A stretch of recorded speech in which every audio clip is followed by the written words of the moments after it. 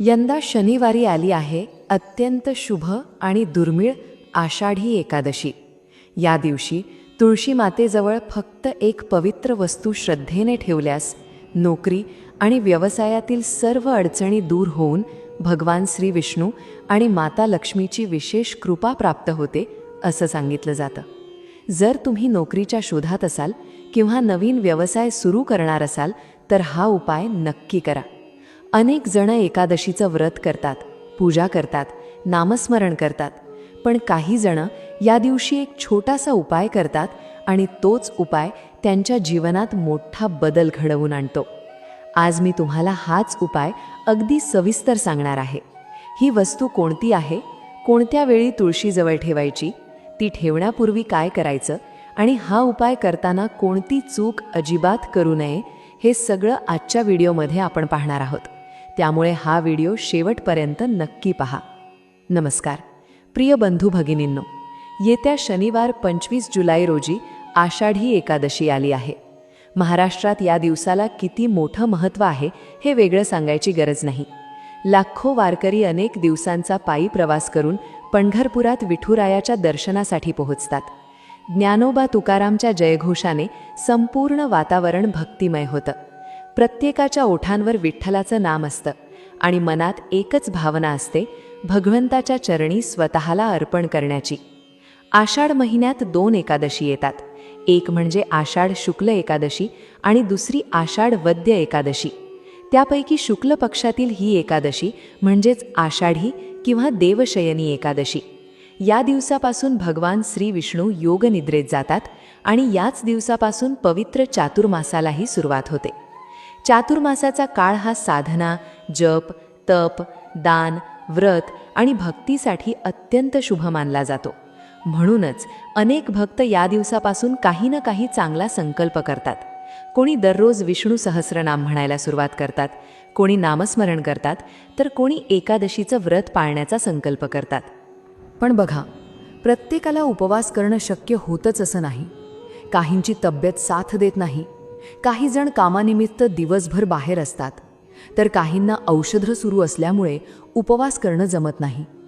अशा वेळी अनेकांच्या मनात एकच प्रश्न येतो, आपण उपवास करू शकलो नाही तर एकादशीचं पुण्य आपल्याला मिळणार नाही का? याच प्रश्नाचं उत्तर आजचा हा उपाय देतो। कारण या दिवशी श्रद्धेनं केलेली छोटीशी सेवा देखील श्रीहरींना अत्यंत प्रिय असते। मनात खरी भक्ती असेल, भावना शुद्ध असेल तर अगदी छोटासा उपायही मोठं आध्यात्मिक समाधान देऊन जातो। आज मी तुम्हाला जो उपाय सांगणार आहे तो विशेषतः तुळशी मातेशी आणि भगवान श्री विष्णूंशी संबंधित आहे। हा उपाय करण्यासाठी फार खर्च नाही, फार मोठी तयारी नाही आणि तासनतास वेळही लागत नाही। पण हा उपाय करताना श्रद्धा, स्वच्छता आणि मनापासूनची प्रार्थना या 3 गोष्टी मात्र अत्यंत महत्त्वाच्या आहेत। आता काही जण म्हणतील, तुळशीजवळच हा उपाय का करायचा? तर बघा, आपल्या हिंदू धर्मात तुळशीला साधं रोप मानलं जात नाही। तुळशीला बृंदा, विष्णुप्रिया, हरिप्रिया अशा अनेक नावांनी ओळखलं जातं। भगवान विष्णूंना तुळस अतिशय प्रिय आहे, म्हणूनच विष्णुपूजा तुळशीपत्राशिवाय अपूर्ण मानली जाते। याच कारणामुळे एकादशीच्या दिवशी तुळशीची पूजा केल्यानं तिचं महत्त्व अनेक पटींनी वाढतं। या दिवशी तुळशीपाशी लावलेला दिवा, अर्पण केलेलं तुळशीपत्र, केलेला नामजप आणि मनापासून केलेली प्रार्थना याला विशेष महत्त्व दिलं जातं। आणखी एक गोष्ट लक्षात घ्या, आषाढी एकादशीच्या दिवशी वातावरणात भक्तीचा एक वेगळाच उत्साह असतो। सर्वत्र विठ्ठल नामाचा गजर सुरू असतो। मंदिरांमध्ये भजन, कीर्तन, हरिपाठ सुरू असतात। वारकऱ्यांच्या मुखातून सतत राम कृष्ण हरी, विठ्ठल विठ्ठल असा जयघोष ऐकू येत असतो। अशा पवित्र वातावरणात आपण श्रद्धेनं केलेली पूजा मनालाही वेगळं समाधान देऊन जाते। आणि म्हणूनच आज सांगितलेला उपाय अनेक जण वर्षानुवर्ष आषाढी एकादशीला आवर्जून करतात। मात्र हा उपाय सुरू करण्यापूर्वी एक छोटी पण अत्यंत महत्त्वाची तयारी करावी लागते। अनेक जण हीच गोष्ट विसरतात आणि त्यामुळे उपाय पूर्ण श्रद्धेनं होत नाही। हा उपाय करण्यासाठी सर्वात महत्त्वाची गोष्ट म्हणजे मनातील श्रद्धा। कारण कोणताही धार्मिक उपाय फक्त वस्तूंमुळे पूर्ण होत नाही, तर त्यामागची भावना त्याला अधिक अर्थपूर्ण बनवते। आषाढी एकादशीच्या दिवशी शक्य असेल तर सकाळी लवकर उठा. उठल्यावर सर्वप्रथम दोन्ही हात जोडून भगवान श्री विठ्ठल आणि माता तुळशीचं स्मरण करा. आपल्या मनात एवढीच प्रार्थना करा, हे प्रभू, आजचा हा पवित्र दिवस माझ्या वाट्याला आणलात यासाठी तुमच्या चरणी कृतज्ञ आहे. माझ्याकडून होणारी पूजा आणि सेवा तुम्ही स्वीकारा. यानंतर स्नान करा. स्नान करताना शक्य असेल तर पाण्यात थोडंसं गंगाजल मिसळा. गंगाजल नसेल तर साध्या स्वच्छ पाण्यानेही स्नान केलं तरी हरकत नाही. मुख्य गोष्ट म्हणजे शरीराची आणि मनाची शुद्धता. स्नानानंतर स्वच्छ आणि शक्यतो हलक्या रंगाचे कपडे परिधान करा. त्यानंतर आपल्या देवघरातील सर्व देवतांची नेहमीप्रमाणे पूजा करा. भगवान श्री विठ्ठल, श्री विष्णू किंवा श्रीकृष्ण यांना तुळशीपत्र अर्पण करा. शक्य असेल तर पिवळ्या रंगाची फुलं अर्पण करा.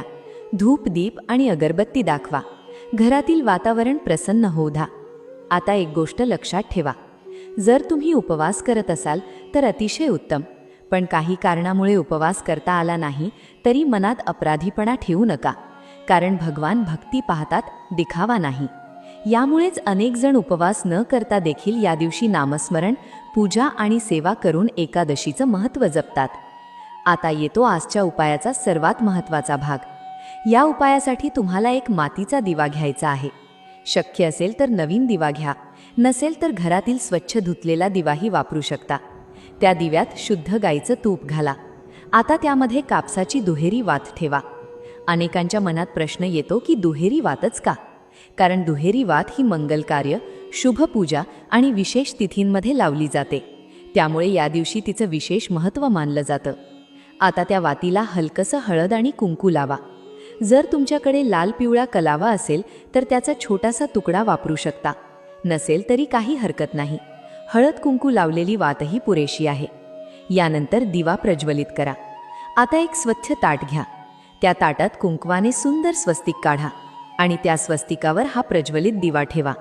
मंडळी, स्वस्तिक हे शुभत्वाचं प्रतीक मानलं जातं, त्यामुळे पूजेची सुरुवात अशा प्रकारे करणं शुभ मानलं जातं.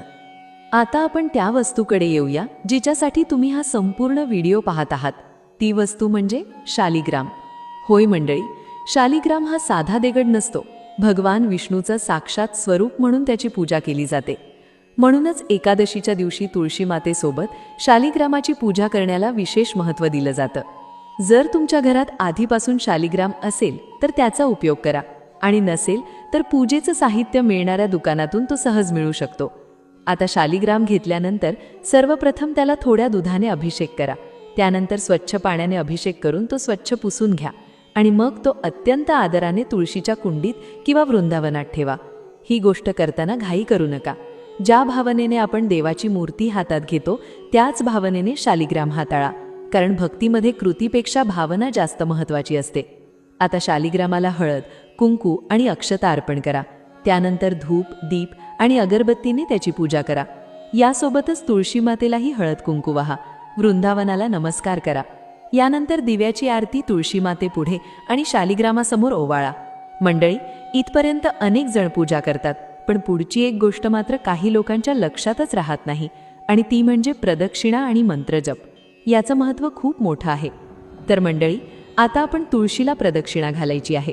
तुळशीसमोर दोन्ही हात जोडून शांतपणे उभं राहा. मनात श्री विठ्ठलाचं स्मरण करा आणि नंतर तुळशीला 11 किंवा 21 प्रदक्षिणा घाला. प्रत्येक प्रदक्षिणेदरम्यान मनापासून हा मंत्र जपा, ओम नमो भगवते वासुदेवाय नमः. घाईघाईने मंत्र म्हणू नका. प्रत्येक वेळी श्रीहरींचं स्मरण करत शांतपणे जप करा. प्रदक्षिणा पूर्ण झाल्यानंतर तुळशी मातेपुढे आणि शालिग्रामासमोर नमस्कार करून आपल्या घरातील सुख, शांती, आरोग्य आणि समाधानासाठी प्रार्थना करा. मनात एखादी इच्छा असेल तर तीही प्रामाणिकपणे श्रीहरींच्या चरणी अर्पण करा. आता कदाचित तुमच्या मनात एक प्रश्न आला असेल, एकादशीच्या दिवशी तुळस आणि शालिग्राम यांची पूजा एकत्र का केली जाते? यामागे एक अतिशय सुंदर पौराणिक प्रसंग सांगितला जातो. असं सांगितलं जातं की वृंदा नावाची एक अतिशय पतिव्रता आणि भगवान विष्णूंची अखंड भक्त होती. तिच्या भक्तीचं सामर्थ्य इतकं मोठं होतं की देवताही तिच्या निष्ठेचं कौतुक करत. पुढे घडलेल्या घटनांमुळे वृंदेने भगवान विष्णूंना शाप दिला आणि त्यानंतर ती तुळशीच्या रूपात पृथ्वीवर प्रकट झाली. भगवान विष्णूंनीही तिच्या भक्तीचा मान राखत शालिग्राम रूप धारण केलं. तेव्हापासून तुळशी आणि शालिग्राम यांची पूजा एकत्र करण्याची परंपरा सुरू झाली असं सांगितलं जातं. म्हणूनच आजही अनेक भक्तांच्या घरी तुळशी वृंदावनाजवळ शालिग्रामाची पूजा केली जाते. यामागचा संदेश खूप सुंदर आहे. भक्तीमध्ये अहंकार नसावा, श्रद्धा असावी. पूजेमध्ये दिखावा नसावा, तर मनापासूनची भावना असावी. आणि म्हणूनच हा उपाय करताना मोठमोठ्या वस्तूंची गरज नसते. एक छोटासा दिवा, तुळशी माता, शालिग्राम आणि मनापासून केलेली प्रार्थना एवढंच पुरेसं असतं. मंडळी, आपल्या आजी आजोबांच्या काळात अशा अनेक परंपरा घराघरात जपल्या जायच्या. आषाढी एकादशी आली की सकाळपासून घरात वेगळंच वातावरण असायचं. तुळशी वृंदावन स्वच्छ धुतलं जायचं, सुंदर रांगोळी काढली जायची, दिवा लावला जायचा आणि संध्याकाळी संपूर्ण कुटुंब एकत्र बसून विठ्ठलाचं नामस्मरण करायचं. अशा वातावरणामुळे घरात भक्तीचं, एकोप्याचं आणि समाधानाचं वातावरण निर्माण व्हायचं. म्हणूनच आपल्या परंपरा फक्त विधी नाहीत, तर त्या कुटुंबाला एकत्र आणणारी संस्कृती आहेत. आणखी एक गोष्ट लक्षात ठेवा. आषाढी एकादशीच्या दिवशी शक्य असेल तर थोडा वेळ राम कृष्ण हरी, श्री विठ्ठल विठ्ठल किंवा ओम नमो भगवते वासुदेवाय या मंत्रांचा जप करा. काही मिनिटांचा जपही मनाला विलक्षण शांतता देतो. आणि हो, या दिवशी शक्य असल्यास एखाद्या गरजू व्यक्तीला अन्नदान करा किंवा पक्ष्यांसाठी पाणी ठेवा. भक्तीसोबत सेवा जोडली तर त्याचं महत्त्व आणखी वाढतं. मात्र आषाढी एकादशीला काही अशा छोट्या चुका होतात ज्या अनेकांच्या नकळत घडतात. या चुका टाळल्या तर पूजा अधिक भावपूर्ण होते.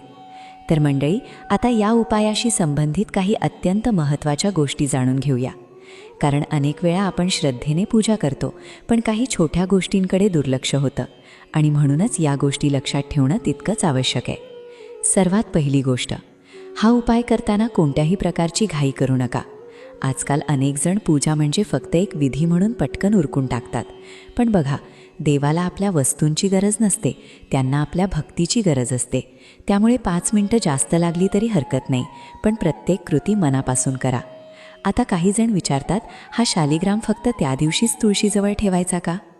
जर तुमच्या घरात आधीपासून शालिग्रामाची पूजा होत असेल तर नेहमीप्रमाणे देवघरात ठेवू शकता. मात्र आषाढी एकादशीच्या दिवशी पूजा झाल्यानंतर काही वेळ तुळशीजवळ ठेवून श्री विष्णू आणि तुळशी मातेचं एकत्र स्मरण करणं शुभ मानलं जातं. त्यानंतर पुन्हा आदराने देवघरात त्याची स्थापना करा. आणखी एक प्रश्न अनेक जण विचारतात, जर आमच्या घरी तुळशीच नसेल तर हा उपाय कसा करायचा? अशावेळी शक्य असेल तर याआधीच तुळशीचे एक रोप घरी आणा.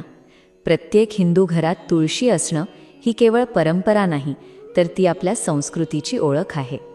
जर काही कारणामुळे ते शक्य नसेल तर भगवान श्री विष्णूंच्या प्रतिमेसमोर दिवा लावून आणि नामस्मरण करूनही हा दिवस भक्तिभावाने साजरा करू शकता. मंडळी, एक गोष्ट नेहमी लक्षात ठेवा, कोणताही उपाय हा कष्टाला पर्याय नसतो. जर आपण प्रामाणिकपणे मेहनत करत असू, योग्य मार्गाने जीवन जगत असू आणि त्यासोबत ईश्वरावर श्रद्धा ठेवत असू, तर भक्ती आपल्याला मानसिक बळ देते, योग्य निर्णय घेण्याची बुद्धी देते आणि संकटांशी लढण्याची शक्ती देते. म्हणून या उपायाकडे फक्त धनप्राप्तीचा मार्ग म्हणून पाहू नका. हा उपाय म्हणजे आपल्या घरात भक्ती, सकारात्मकता आणि श्रीहरींचं स्मरण कायम ठेवण्याचा एक सुंदर प्रयत्न आहे. आषाढी एकादशीचा दिवस आपल्याला एक गोष्ट शिकवतो. जीवनात कितीही धावपळ असली, कितीही अडचणी असल्या तरी दिवसातील काही क्षण देवाच्या स्मरणासाठी नक्की काढा.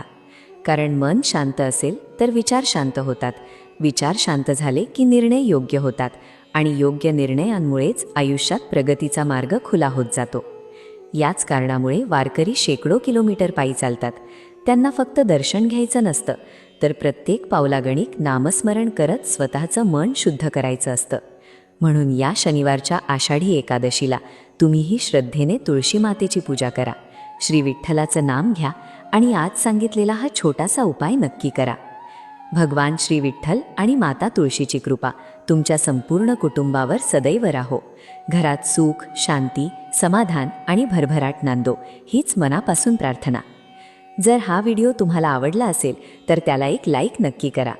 तुमच्या घरात दरवर्षी आषाढी एकादशीला कोणती विशेष सेवा किंवा पूजा केली जाते ते कमेंटमध्ये नक्की सांगा. तुमचा अनुभव इतर भक्तांनाही प्रेरणा देऊ शकतो. आणि अशीच भक्तिमय, उपयुक्त आणि श्रद्धा वाढवणारी माहिती पाहण्यासाठी आपल्या चॅनलला सबस्क्राईब करायला विसरू नका. हा व्हिडिओ आपल्या मित्रपरिवारासोबत आणि नातेवाईकांसोबत नक्की शेअर करा, जेणेकरून त्यांनाही या पवित्र दिवसाचं महत्त्व आणि हा सुंदर उपाय समजू शकेल. चला तर मंडळी, इथेच थांबूया. श्री विठ्ठल रखुमाई महाराज की जय. श्री स्वामी समर्थ.